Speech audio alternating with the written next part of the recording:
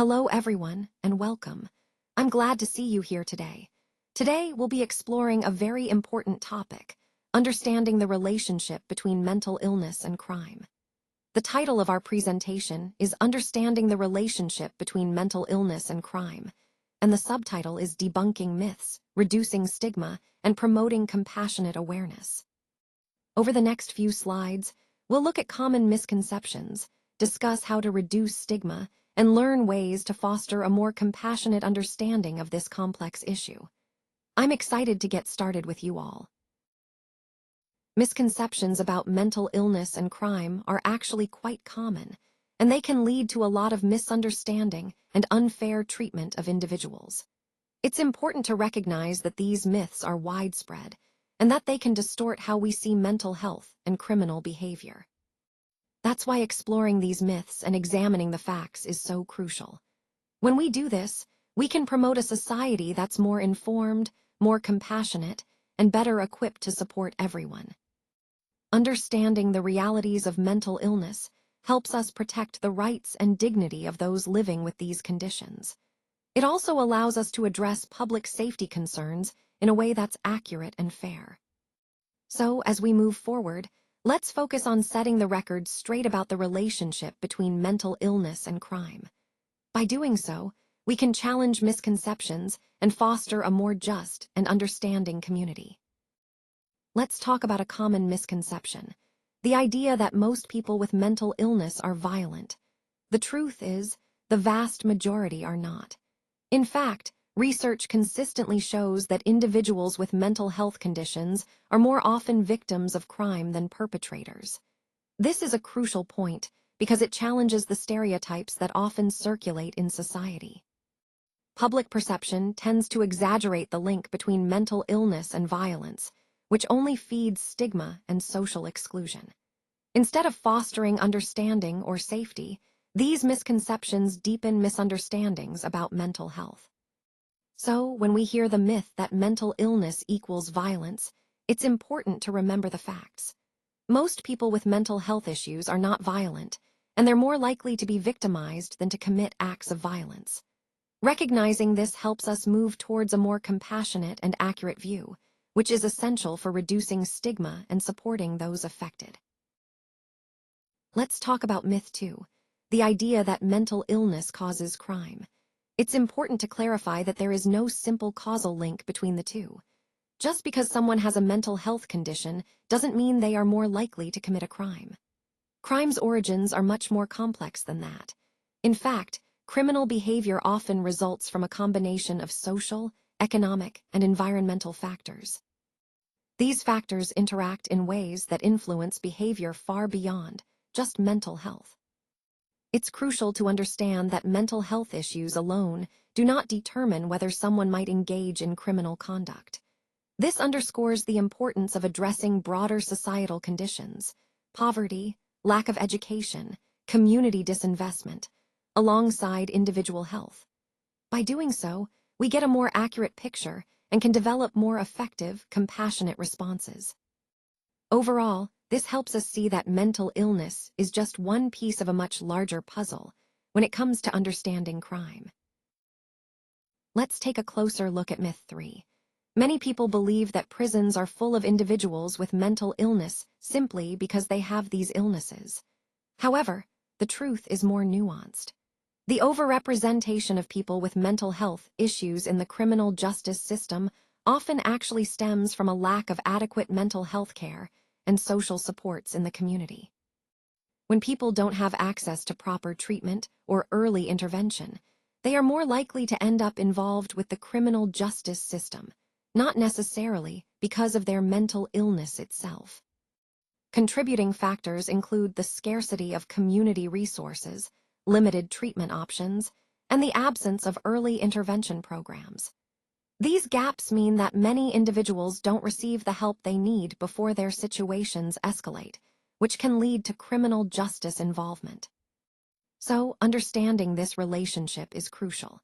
It shifts the focus from blaming mental illness as the cause of crime to recognizing the systemic failures that leave vulnerable populations without the support they need. This insight is key to addressing the root causes and improving how we support mental health in society. Let's talk about how mental health treatment and community support can play a role in reducing the risk of criminal behavior. While these interventions are important, it's essential to recognize that they are not foolproof. No treatment can guarantee that someone won't commit a crime, because crime prevention is complex. Effective interventions can help improve a person's well-being and reduce certain risk factors. But there are many other factors involved in preventing crime beyond just managing mental illness. It's a nuanced issue that involves social, environmental, and personal elements. So, when we hear the myth that treatment completely prevents crime, it's important to understand that while treatment is a valuable part of the puzzle, it doesn't offer a perfect solution. Mental illness and crime are related in complex ways, and addressing one aspect doesn't eliminate all risks. This understanding helps us approach crime prevention with a more realistic and comprehensive perspective. When it comes to mental health, the symptoms can often be quite subtle and varied. They might not be obvious at first glance and can differ greatly from one person to another. This is why mental health issues are not always immediately recognizable or visible. It's important to understand that the complexity of diagnosing these conditions requires careful clinical evaluation. Misunderstandings, stereotypes, or assumptions can easily obscure the true picture, making diagnosis more challenging. Many mental health conditions are invisible, which can lead to misconceptions.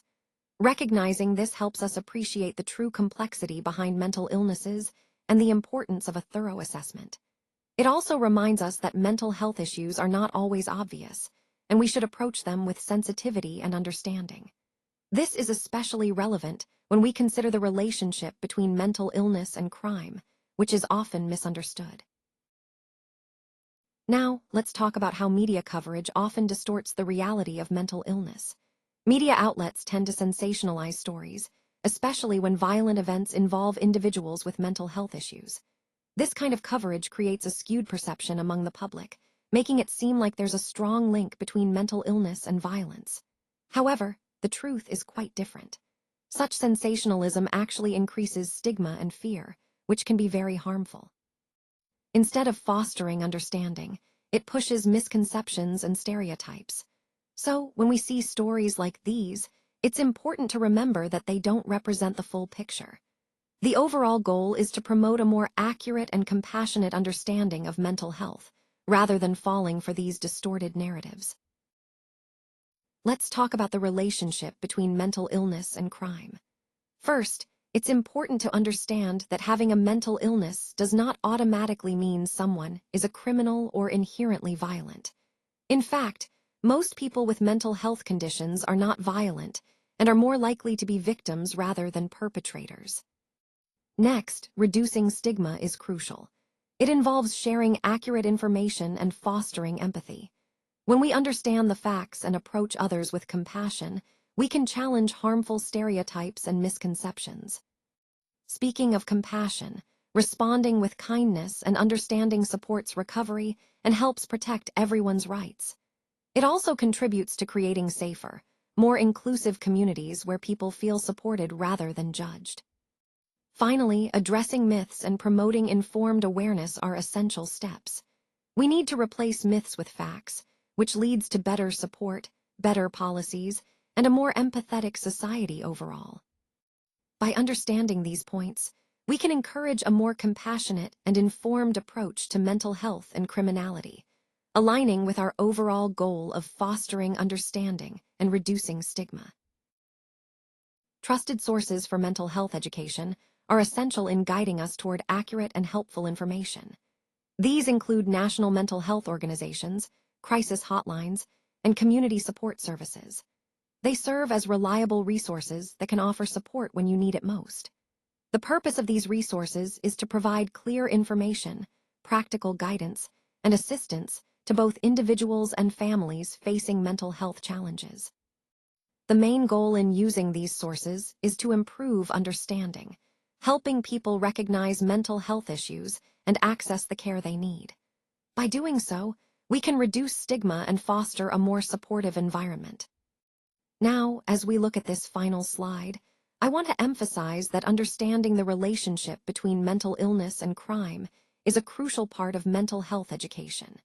It's important to realize that mental illness does not automatically lead to criminal behavior. Instead, these resources aim to clarify misconceptions and promote a more compassionate perspective. Ultimately, these trusted sources empower us to learn more and get help when needed, which is vital in building healthier communities and supporting those who are struggling.